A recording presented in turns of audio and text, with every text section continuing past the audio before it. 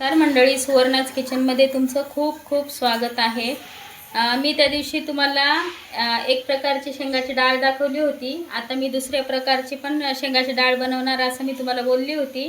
ती आज मी बनवणार आहे. त्यासाठी लागणारं साहित्य: इथे कोथिंबीर कट करून घेतलेली आहे, इथे लसूणच्या पाकळ्या आहेत 3 ते 4, इथे एक टमॅटो मोठा घेतला आहे, इथे कांदा, कढीपत्ता, इथे चिंचेचा कोळ आणि इथे आपल्या ह्या शेंगा मी कट करून भिजत घातलेले आहेत.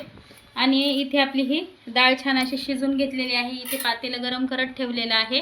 आता मी दाखवते.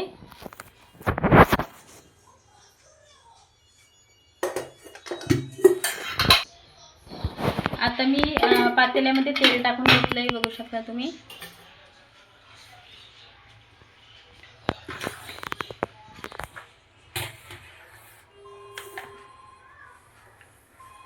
आपलं हे पातेलं आता छान असं गरम होईल. तेल म्हणजे पातेल्याचं तेल असं गरम होईल. त्याच्यानंतर आपल्याला पहिले चेक करायचं, तेल छान कडकडीत गरम झालं तरच फोडणी छान बसते. हे तुम्हाला मी आधी पण बोललेली आहे. आता मी ह्याच्यामध्ये घालून घेणार आहे. तेल मस्त कडकडीत गरम झालं आहे. आता मी लसूण घालून घेते ह्याच्यामध्ये. त्याच्यानंतर मोहरी, जिरं, कढीपत्ता आणि लगेच आता मी त्यामध्ये कांदा घालून घेणार आहे.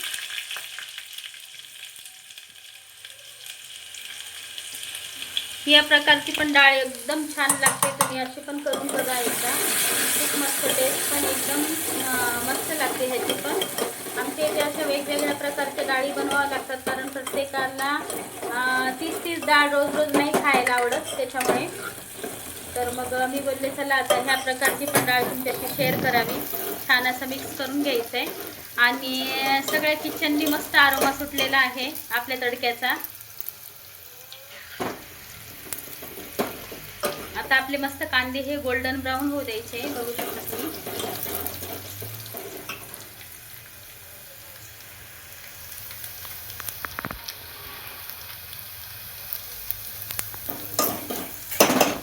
आता मी ह्याच्यामध्ये घालून घेणार आहे टमॅटो,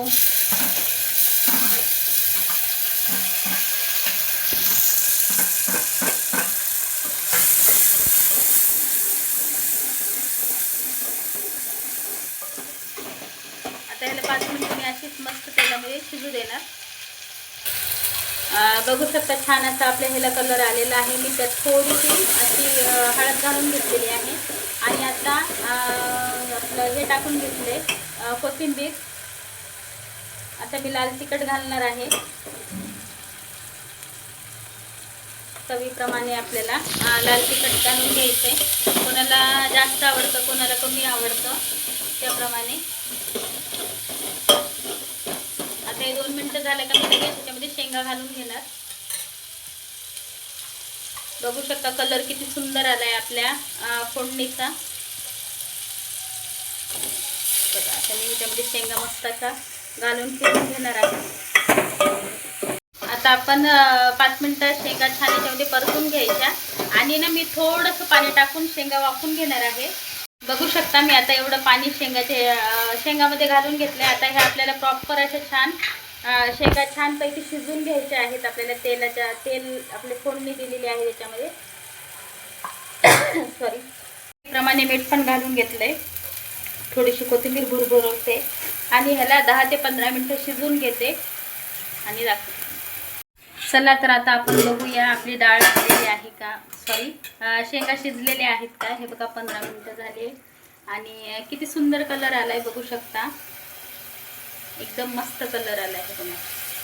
आणि आपली आता शेंग पण ऑलमोस्ट शिजलेली असेल. आता आपण ह्याच्यामध्ये ना आपण जे चिंचेचा कोळ बनवून ठेवला होता ना, हे बघा हा आता मी ह्याच्यामध्ये घालून देईन.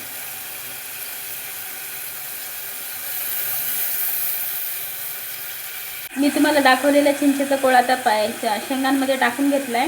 आणि ह्याला आता आपल्याला फक्त 5 ते 6 मिनिटं ह्या शेंगाच्या ह्याच्यामध्ये शिजून घ्यायचं आहे छान असं. म्हणजे त्या चिंचेचा अर्क ह्या आपल्या शेंगांमध्ये छान मुरल्या जाईल. आणि कोणाकोणाला जर चिंच जास्त आवडत नसेल तर मग तुम्हाला ऑप्शनला तुम्ही मग फक्त टमॅटो टाकून आणि ते शेंगा तशा शिजून घ्यायच्या छानपैकी.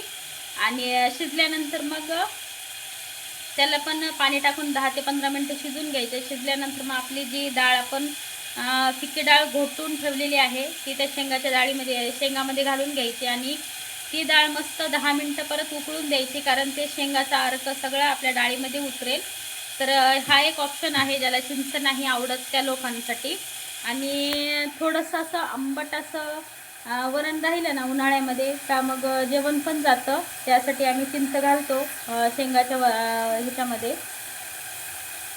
बघा आता आपल्याला डाळ घालून घ्यायची. बघू शकता तुम्ही मस्त आता आपलं डाळ, आता आपल्याला डाळ घालून घ्यायची आहे याच्यामध्ये.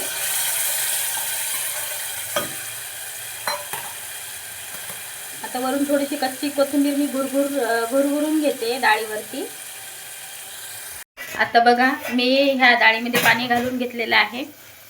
आता ह्याला आपल्याला मस्त 10 मिनटं छान अशी ही डाळ उकळून घ्यायची आहे आणि मग आपली ही जेवणासाठी डाळ तयार होईल. तर माझ्या हा डाळीचा व्हिडिओ तुम्हाला जर आवडला असेल तर प्लीज माझ्या व्हिडिओला लाईक करा, शेअर करा आणि सबस्क्राईब करायला अजिबात विसरू नका. आणि हो, तुम्हाला आवडला असेल ना तर प्लीज कमेंट पण करत जा, म्हणजे मला आणखीन उत्साह येईल, हुरूप येईल का तुम्हाला नवीन आणखीन वेगवेगळ्या रेसिपी मी तुमच्यापर्यंत पोहोचवू शकेल. आणि ज्या आमच्या पारंपरिक रेसिपी आहेत सासूबाईच्या हातच्या, माझ्या मम्मीच्या हातच्या आणि माझ्या आजीच्या हातच्या, अशा मी रेसिपी तुमच्यापर्यंत घेऊन येण्याचा नक्की प्रयत्न करेल. तर प्लीज कमेंट करत जा आणि हो, लाईक पण करायला अजिबात विसरू नका. भेटू आपण नेक्स्ट व्हिडिओमध्ये. बाय.